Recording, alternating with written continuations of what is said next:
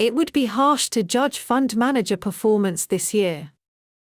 Here is a way to start an article like no other. What a fantastic year 2020 has been. The obituary of the hedge fund industry has been written many times, but for some, it was written in indelible ink in 2008 following the financial crisis.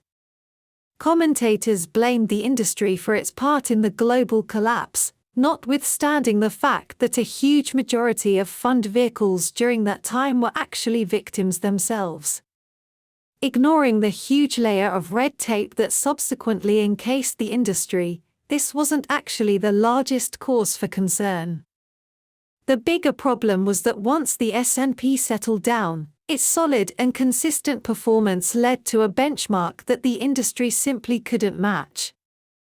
Many funds struggled to provide the exceptional returns they were once capable of, and with new products like exchange-traded funds combining performance with a lower risk profile and lower fees, the glitz and glamour of A.W. Jones' product had truly been eroded.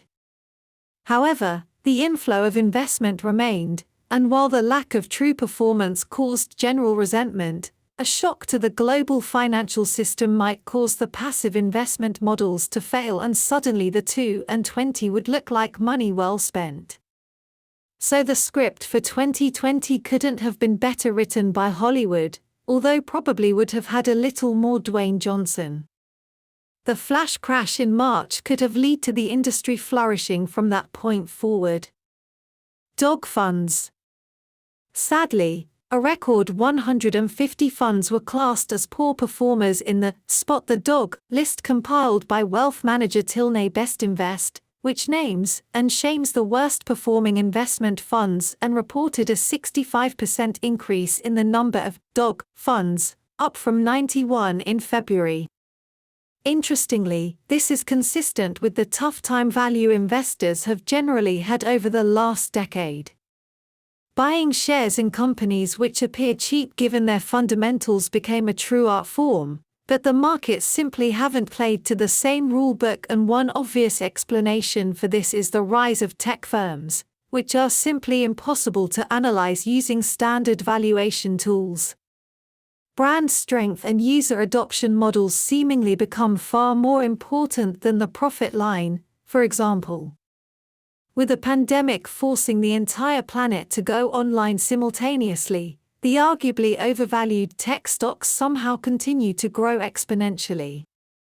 Those companies that remained well placed to increase in value consistently if the world had continued on its normal course, suddenly found that the very solid foundations they were sensibly built on were destroyed from under them. Hugely dependable industries were decimated in a matter of months, which even the very best minds in the hedge fund industry couldn't readjust to quickly enough. Where you have such a fundamental and novel shock to the system, the largest funds will always have the biggest problem with turning their tanker around. Just looking at the top 20 dogs, all but one of them is over $1 billion, and you can see some truly institutional names. On a wider basis, the 10 largest hedge funds reporting to investment remain some 4.61% in the red year-to-date, despite posting a 1.31% gain in July. In contrast, hedge funds overall are now flat for the year, having registered a 3.43% rise in July to successfully claw back losses suffered in H1. Market neutrality achieved.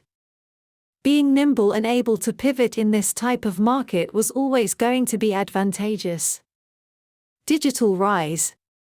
From our own anecdotal evidence, given we have the pleasure of working with a large number of emerging managers, we certainly have clients who are putting some very significant numbers up on the board this year. It has been especially noticeable in the digital asset slice of this market. Whether you believe in the digital gold theory of Bitcoin or not, there is no doubt that with so much uncertainty out there, investors are looking for interesting alternatives to find value, and it is no coincidence to see another rise in real estate-focused funds as well.